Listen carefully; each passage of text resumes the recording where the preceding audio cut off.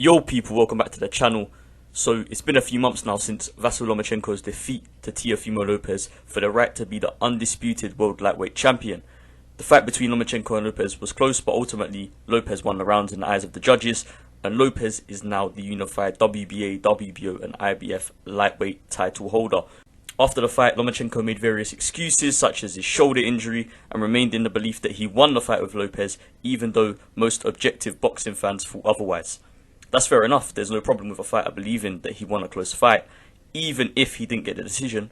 Although I would hope Lomachenko and his team are humble enough to address the mistakes that he made during the fight with Lopez so that he can improve and become a better fighter, taking something positive from that negative experience. But what's next for Vasyl Lomachenko? Well, Lopez has sternly declined talk of a rematch, stating that Loma didn't have a rematch clause in the contract of their first fight, and therefore Lopez isn't obligated to give him one. Lopez's motivation for not giving Lomachenko a rematch is that he felt disrespected by Loma and his team in the build-up to the first fight. Lopez said, "I'ma be a dick because everybody was a dick to me and my father."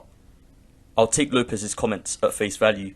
If he did feel disrespected by Team Lomachenko and they chose not to put a rematch clause in the contract, then Lopez doesn't have to give him one if he doesn't want to.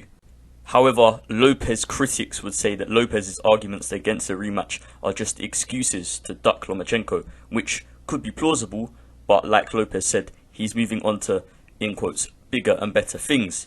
In Lopez's mind, bigger and better things are probably fights against the other lightweight title holders and contenders such as Devin Haney, Gervonta Davis and Ryan Garcia.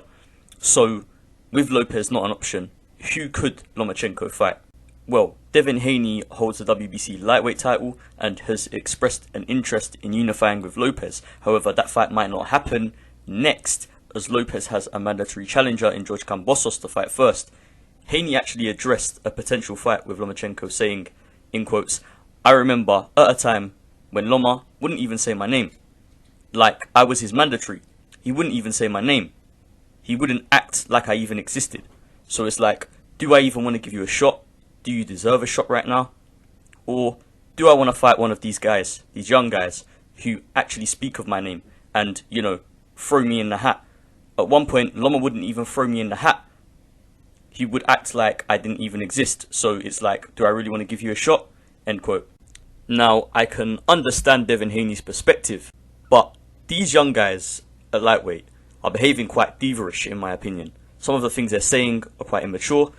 Ever heard the saying, 2 wrongs don't make a right? How will freezing Lomachenko out prove a point? Surely in Haney's case, you've got to fight Lomachenko.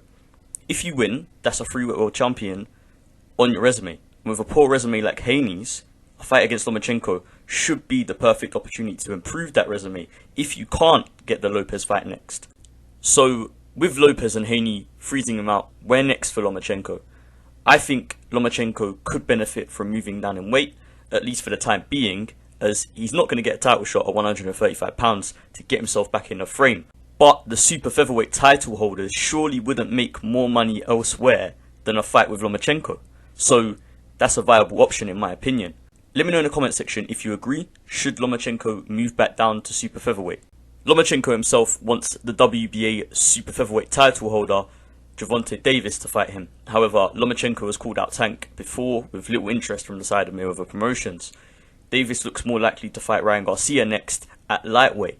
The more viable options for Lomachenko could be the winner of Jamel Herring versus Carl Frampton for the WBO Super Featherweight title, set to take place on February 27th. That could be a good fight for Lomachenko, as Herring and Frampton are both around the same age as him. Therefore, they won't have the kind of energy that benefited Teofimo Lopez in their fight. Especially coming off of an injury, Lomachenko could benefit from an opponent like Herring or Frampton who are in the same boat as him. Plus, financially, a fight against Frampton could be a big success. Although it's likely that the winner of Herring versus Frampton will have to face a mandatory challenger, one of either Shakur Stevenson or Jeremiah Nakafila. That situation in itself is complicated. Stevenson and Nakafila could fight for the interim WBO Super Featherweight title. That could be another good option for Lomachenko, as a fight against Stevenson would be a great matchup. WBC Super Featherweight champion Miguel Berchelt is also tied up by a bout against 28-0 Oscar Valdez on February 20th, although The winner could be a good matchup for Lomachenko, as that would be another avenue to a world title shot. Let me know who you think Vasyl Lomachenko should fight next in the comment section.